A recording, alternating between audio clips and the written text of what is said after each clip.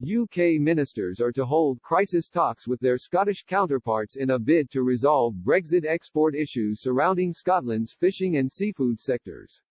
Scotland Minister David Duguid will lead a new task force which will aim to work collaboratively across UK and Scottish governments. The introduction of new checks and paperwork since the end of the Brexit transition period on December 31 has caused significant disruption to exports of fresh fish and seafood to the EU. Organisations including the Scottish Seafood Association and the Scottish Fishermen's Federation have expressed frustration at the lack of government action. Seafood hauliers also protested against the Brexit fishing deal by stacking lorries in central London. The new Scottish Seafood Exports Task Force will bring together representatives from the UK government and the catching, processing and aquaculture sectors. Mr. Duguid has now written to the Scottish Rural Economy Secretary, Fergus Ewing, to ask if he and his officials can take part in the first meeting this week. The senior Scotland minister promised the new task force would be action-oriented as it worked to ensure that medium and longer-term export issues are resolved. The UK government had announced it was putting in place a £23 million compensation package for firms exporting fish and shellfish to the EU who can show they have suffered a genuine loss. Another £7.75 million funding package from the Scottish government was also revealed by Mr. Ewing this week. But fishing chiefs questioned how they would prove they had suffered a loss.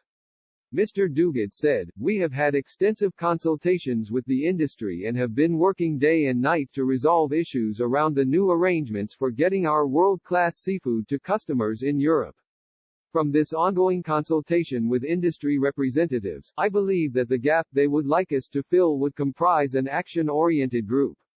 This will work collaboratively across UK and Scottish governments, increasing confidence in the seafood and aquaculture supply chain by ensuring that medium and longer-term export issues are resolved." He insisted, "I am clear about the need for action. I want the task force to track the export process to identify issues stopping or delaying export, and areas of complexity that are not yet well understood. We want to seek a common understanding on the export process and address concerns by developing solutions to be taken forward by the UK government, Scottish government and EU. And we want to ensure there is effective communication with the industry to ensure traders are aware of issues and of solutions." The new panel will meet fortnightly, with the first talks coming after industry leaders accused the UK government of being in denial about the scale of the problem fishermen face exporting their catch to the European Union.